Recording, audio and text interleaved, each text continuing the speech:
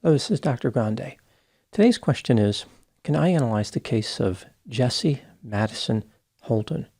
Just a reminder, I'm not diagnosing anybody in this video, only speculating about what could be happening in a situation like this. If you enjoyed this video, please like it, subscribe to my channel, and consider supporting me on Patreon. I will put the link to Patreon in the description for this video. First, I'll look at the background of this case, move to the timeline of the alleged crime, then offer my analysis. April Diane Holton was born on December 24, 1978, and was raised in Elmore County, Alabama. Her parents both used drugs and alcohol excessively and lost custody of her and her two brothers. When April was in high school, she dated a fellow student named Jesse Michael Holton. He had been born on June 3, 1979. He went by his middle name, Michael. April and Michael graduated from high school in 1997. They married right after this and lived in the small town of Eclectic, Alabama. This is about 30 miles northeast of Montgomery. The couple went on to have 3 sons, Jesse, Hayden, and Kyle. Jesse went by his middle name, Madison. He later becomes important to this story. Michael worked as a firefighter and then as a paramedic. In 2004, he injured his back at work and started using an opiate called tramadol to control pain. Michael became addicted to the drug and eventually started obtaining it illegally. He used excessive quantities of tramadol, which greatly impaired his functioning. In 2006, Michael's son Madison started having difficulty concentrating in school. He did not listen well and was difficult to manage. He would not respond to punishment. He was put on medication to help him deal with these symptoms. Both Michael and April were frustrated by Madison's behavior. Over the next few years, Michael's drug use continued. April became worried that he was dependent on tramadol. Due to her experiences with her parents, April knew all too well how destructive drugs could be and was not inclined to tolerate Michael's behavior. He managed to hide his drug use to some degree and convinced April to stay in the marriage. In 2012, Michael was elected as mayor of Eclectic, Alabama. He continued to hide his drug use and was relatively well respected by the community. Even though he was only a mayor, one could argue that he had achieved a high office. In 2013, Michael had a mysterious seizure. A few weeks after this happened, he had another one, which caused him to drive his motor vehicle into his house. April was aware that tramadol could induce seizures, especially at high doses. She thought that Michael must have been secretly using the drug. Her suspicions were confirmed when she found the drug in her house. It was clear from the container the drug had not been prescribed to Michael. April confronted Michael, and he admitted to buying tramadol illegally. The couple argued about Michael's drug use and about their money problems. They had not paid the mortgage on the house for some time. In the fall of 2014, they lost the house. Michael had not only driven into the house, he had driven himself out of house and home. The family was forced to move to a double-wide trailer. April was embarrassed when she told family members and friends about their living conditions. She was angry at Michael and tired of suffering the consequences of his behavior. He resigned as mayor after April told him to either resign or she would tell everyone about his drug problem. In May of 2016, April reached her limit and moved out of the trailer she shared with Michael. In addition to a new residence, April found a new lover. April and Michael shared custody of their 3 sons as divorce proceedings were initiated. Eventually, April banned Madison from her home because he was using marijuana. She continued to care for his brothers as Madison moved back into the trailer with his father, Michael. Now moving to the timeline of the alleged crime. On September 10, 2016, 17-year-old Madison threw a party in Michael's trailer. The party involved illegal drugs. He left evidence of his behavior in plain sight. The next day, Sunday, September 11, 2016, Michael discovered the evidence of the party and became furious. He called April to come over to his trailer so they could discuss what to do with Madison. Michael also notified the police. When the officer entered the trailer, he saw Madison on the couch in handcuffs. His hands were behind his back. Michael had placed the handcuffs on him. Michael asked the officer how to get the court involved to punish Madison. The officer gave Michael instructions about how to obtain the police report on the next day. The officer left the trailer at 4:48 p.m. 11 minutes later, at 4:59 p.m., a neighbor of the Holtons called 911. Madison had made his way to the neighbor's home and reported that his parents were involved in a fight. The police officer who had just been there quickly returned to the scene. Other officers arrived as well. They found Michael and April in the master bedroom. Michael was dead from a gunshot wound to the back of the head. April was mortally wounded. She had been shot through her hand and in her head. There was a semi-automatic pistol chambered in .380 ACP on the floor.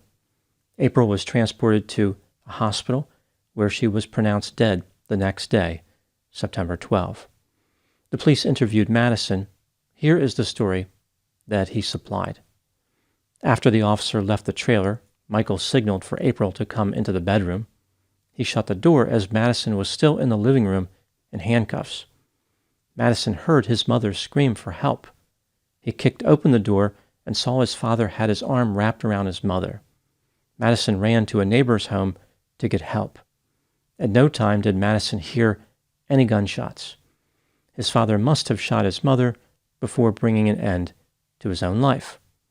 The police found Madison's story difficult to believe.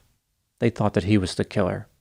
They did not believe that Michael fired the shot that killed him from behind his own head. In addition, they didn't find Madison's emotional reaction to be convincing. They couldn't believe he wasn't having a stronger reaction to the fact that both his parents had just been killed. Madison Holton was charged with murdering both his parents. He sat in jail for 15 months before his uncle posted the $150,000 bond.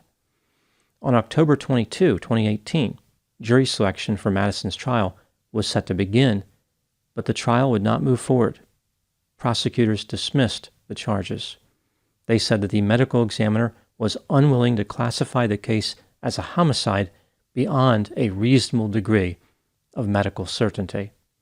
Prosecutors were not comfortable proceeding under those conditions. Madison ended up pleading guilty to a Class B felony unrelated to the death of his parents. Information about this charge was never released to the public. The state can refile the murder charges against Madison at any time.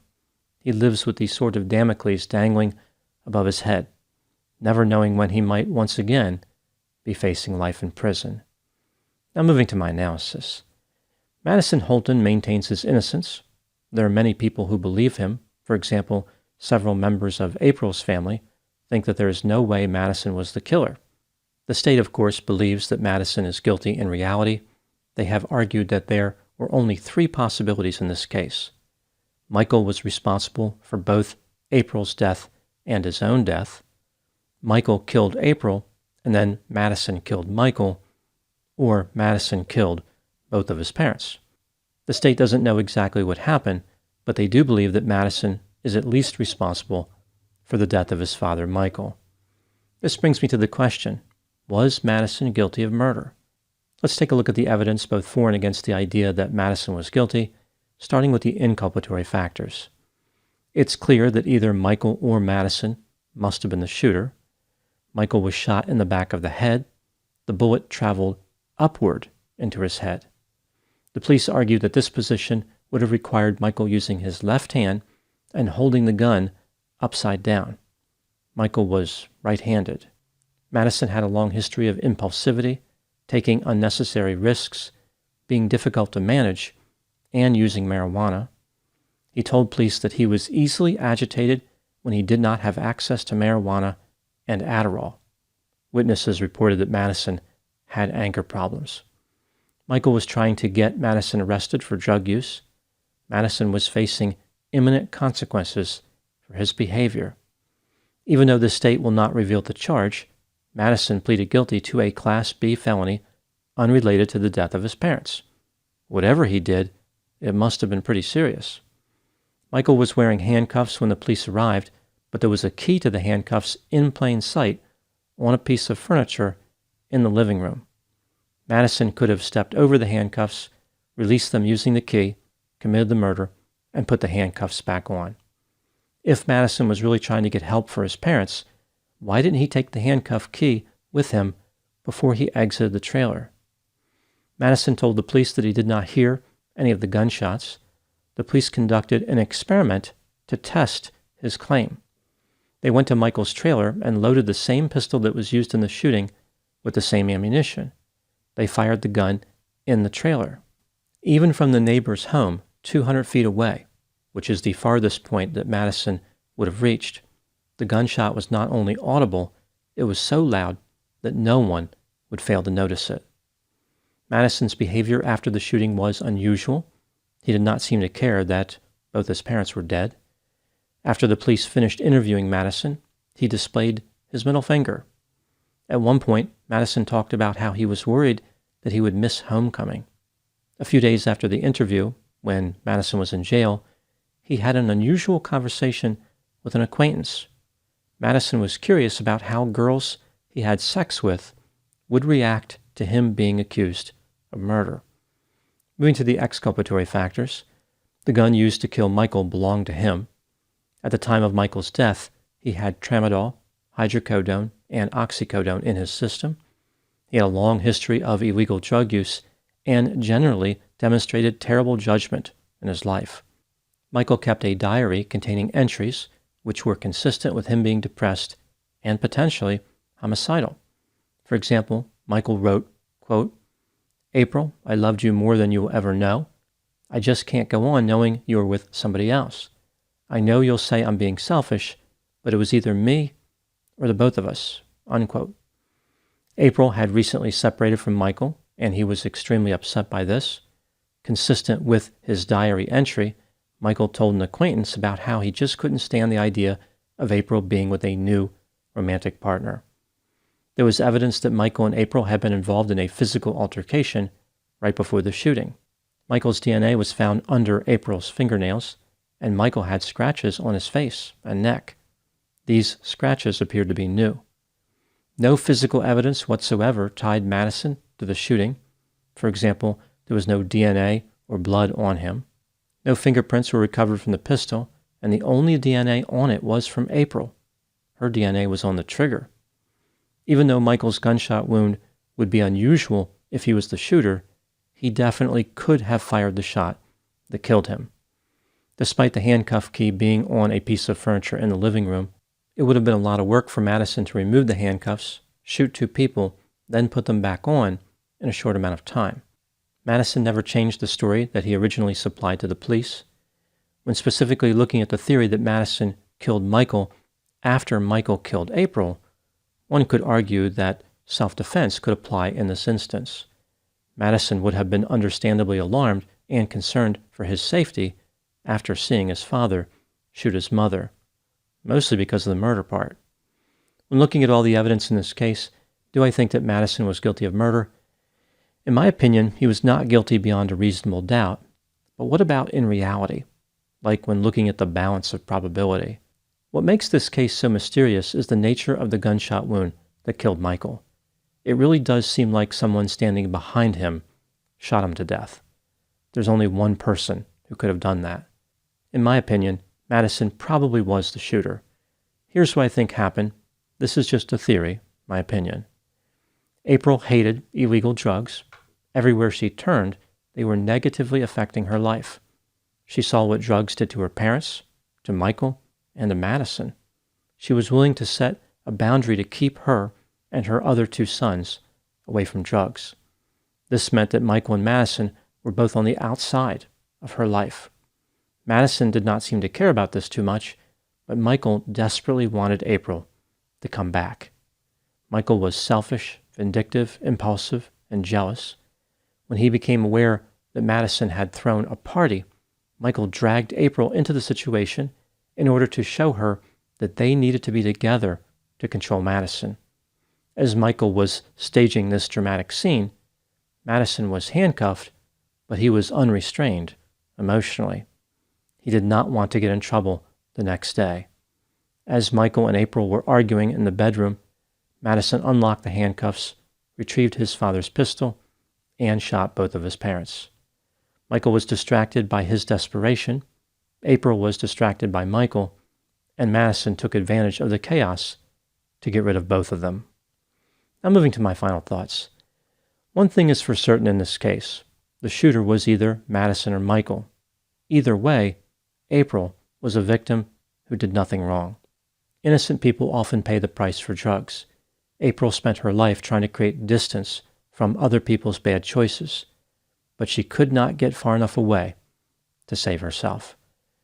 Those are my thoughts in the case of Jesse Madison Holton. Please put any opinions and thoughts in the comment section. They always generate an interesting dialogue. As always, I hope you found my analysis of this topic to be informative. Thanks for watching.